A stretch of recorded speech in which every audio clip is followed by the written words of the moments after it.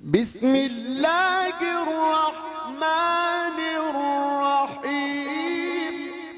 تو اب اصل میں جو مسئلہ ہے وہ سمجھیں، میں نے اسی لیے عرض کیا تھا کہ معاد جو ہے قیامت کا مسئلہ، حشر نشر جو ہے وہ سمجھنا جو ہے وہ عقل سے مشکل،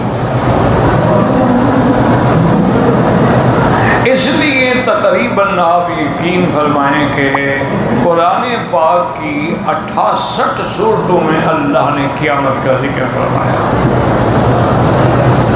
اور مختلف اسلوب سے بیان فرمایا۔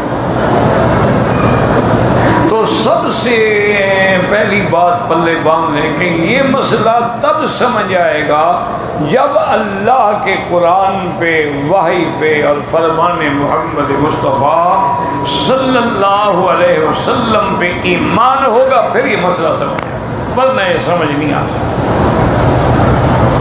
کہ آدمی اپنا عقل لڑائے وہ سمجھ آئے۔ اسی کا نتیجہ یہ نکلا کہ بہت بڑے فرقے جو تھے، بڑے علم والے لوگ جو تھے معتزلہ میں، وہ عذاب قبر کے منکر ہو گئے اور انہوں نے کہا کوئی عذاب شذاب نہیں۔ کرامیہ کا جو فرقہ تھا انہوں نے کہا جی کوئی انبیاء علیہ السلام ہوئے، بس فوت ہو گئے ختم ہو گیا، اس کے بعد کچھ نہیں۔ اب سارا معاملہ جو ہے وہ قیامت میں ہو۔ وجہ کیا تھی کہ وہ عقل سے سمجھنے کی کوشش کرتے رہے، اور عقل سے یہ مسئلہ سمجھ آ نہیں سکتا۔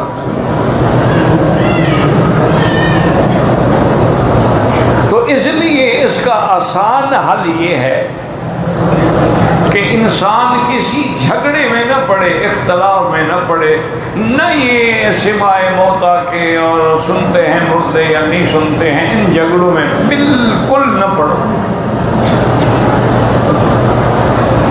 جتنا قرآن میں موجود ہے آمنا، جتنا فرمان رسول پاک میں موجود ہے آمنا، ہمارا ایمان ہے۔ اور جو چیز قرآن میں بھی نہیں ہے اور حدیث مبارک میں بھی نہیں ہے تو پھر اپنی عقل نہ لڑائیں۔ اب دیکھیں نا، اللہ کے پیغمبر نے بدر والے دن جب اللہ نے اسلام کو فتح دی، اللہ نے میرے مدنی پاک کی شان کو بلند کیا، صحابہ کی عظمتوں کو دوبالا کیا، اور حق اور باطل کا فیصلہ ہوا۔ کافروں کے 70 سردار مارے گئے اور 70 سردار جو ہیں وہ قید ہوئے، اور جو ان کے سردار مارے گئے اب ان کے لیے صحابہ نے تو قبریں نہیں کھودنی تھی نا، تو ان کو گھسیٹ کے وہاں بدر کے میدان میں ایک پرانا کنواں تھا، اس میں ڈال دیا۔ اس کو کہتے ہیں قریب بدر، سب کو اس میں ڈال دیا۔ حضور صلی اللہ علیہ وسلم رحمت دو عالم تشریف لے آئے اور کنویں کے کنارے پہ کھڑے ہو کے فرمایا کہ حل وجدتم ما وعد ربکم حقا، اے ظالمو قریشیو، اللہ نے جو وعدہ کیا تھا کہ میں اپنے نبی کو عزت دوں گا، غلبہ دوں گا، کامیابی دوں گا اور تم لوگوں کو ذلت ہوگی، شکست ہوگی، اللہ کا وعدہ سچا ہو گیا؟ حضرت عمر رضی اللہ تعالی عنہ وہاں موجود تھے، تو انہوں نے حیران ہو کے کہا کہ یا رسول اللہ، یہ مر گئے اور کنویں میں گل گئے، سڑ گئے، کس کو آپ سنوا رہے ہیں؟ یہ سنتے؟ حضور پاک نے فرمایا بل اسمع منکم، وہ تم لوگوں سے بھی زیادہ سن رہے ہیں۔ کیوں؟ اگر وہ نہ سنتے تو حضور خطاب ہی کیوں فرماتے؟ اس لیے حضور نے یہ نہیں فرمایا کہ ہاں سنتے ہیں، بلکہ فرمایا اسمع، تم سے بھی زیادہ سن رہے ہیں۔ حضرت عمر خاموش ہو گئے رضی اللہ تعالی عنہ وارضاہ۔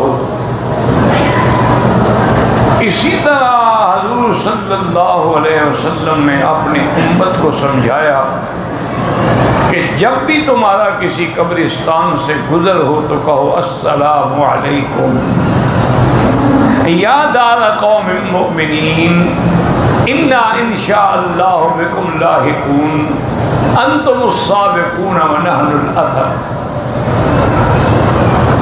تو اب اگر ان کو سلام پہنچتا ہی نہیں ہے تو پھر دیواروں کو سلام کرنے کا تو حضور نے حکم نہیں دیا۔ دیکھو نا، مدینہ پاک سے بڑا کوئی شان والا شہر کیا ہو سکتا ہے؟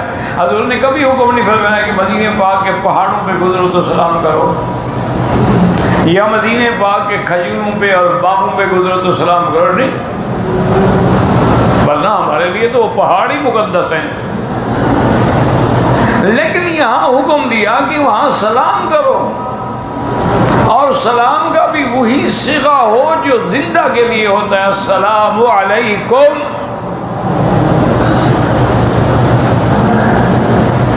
اور حضور پاک خود بھی جب تشریف لے جاتے جنت البقیع الغرقد، جو مدینہ پاک کا قبرستان ہے، حرم شریف کے بالکل قریب ہے، اور یہی وہ شان والا قبرستان ہے جس میں سیدنا عثمان رضی اللہ تعالی عنہ حضور کی ازواج مطہرات رضوان اللہ علیہن، سیدہ فاطمہ، اہل بیت رسول اللہ، اصحاب رسول اللہ، تابعین، محدثین، مجتہدین، اولیاء اللہ جہاں دفن ہیں۔ تو یہ وہ بقیع الغرقد، حضور بھی فرماتے السلام علیکم یا اہل البقیع الغرقد، باقاعدہ اس جگہ کا نام لے۔ یغفر اللہ لنا ولکم، اللہ آپ کی بھی مغفرت کرے، اللہ ہماری بھی مغفرت کرے، تو حضور سلام فرماتے۔ اچھا، یہ باتیں صحابہ کے زمانے میں بھی اختلاف تھا، مسئلہ سمجھو اچھی طرح، جھگڑے نہ کیا کرو، لڑائیاں نہ کیا کرو، اپنے اعمال خراب نہ کیا کرو۔ جتنی دیر تم ان مسائل پہ لڑو جن کا ہم سے تعلق ہی نہیں ہے، موت کا اور حیات کا، کبھی حیات پر انبیاء، کبھی حیات انبیاء پہ بحث ہو رہی ہے، کبھی سماع موتیٰ پہ بعض کتابیں لکھی جا رہی ہیں، اور سارا عقل اور دلائل اور اسی پہ لٹایا جائے، اس سے بہتر ہے کسی کی ہدایت کی بات کرو۔ کبھی یزید کے مسئلے پر بحث ہو رہی ہے کہ یزید پلید تھا کہ پاک تھا۔ ایک آدمی نے عبداللہ ابن المبارک جو امیر المؤمنین فی الحدیث ہے، اتنا بڑا آدمی ہے کہ محدثین نے لکھا ہے کہ جس کا نام لو تو اللہ کی رحمت نازل ہوتی ہے، اتنا بڑا آدمی، اور ہونا بھی چاہیے۔ امام بخاری کے استاد ہیں رحمت اللہ علیہ۔ تو ان سے ایک آدمی نے آ کے مسئلہ پوچھا، انہوں نے کہا کہ حضرت آپ ہمیں یہ مسئلہ تو حل کریں، آپ کا یزید کے بارے میں کیا خیال ہے؟ تو حضرت نے فرمایا اللہ کے بندے، جب اللہ نے ہمیں اس جھگڑے سے محفوظ رکھا، اس وقت سے محفوظ رکھا، ہم وہاں موجود ہی نہیں تھے، تو اب بلا وجہ اپنی رائے کا اظہار کر کے ضرور ہم شامل ہو جائیں کسی نہ کسی غلطی میں، نہیں تو بات ختم ہو گئی۔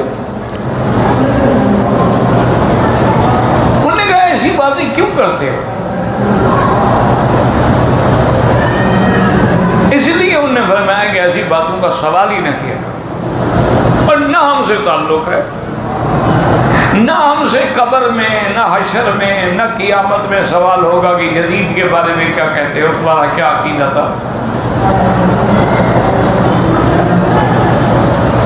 اسی طرح سے یاد رکھیں کہ صحابہ میں بھی اختلاف تھا، لیکن وہ اختلاف ایسا نہیں تھا کہ وہ ایک دوسرے پہ نعوذ باللہ لعنت بھیجے اور یہ فتوے دیں کہ جو قائل ہے اس کے پیچھے نماز نہ جائز ہے، وہ کافر ہے، نعوذ باللہ ثم نعوذ باللہ۔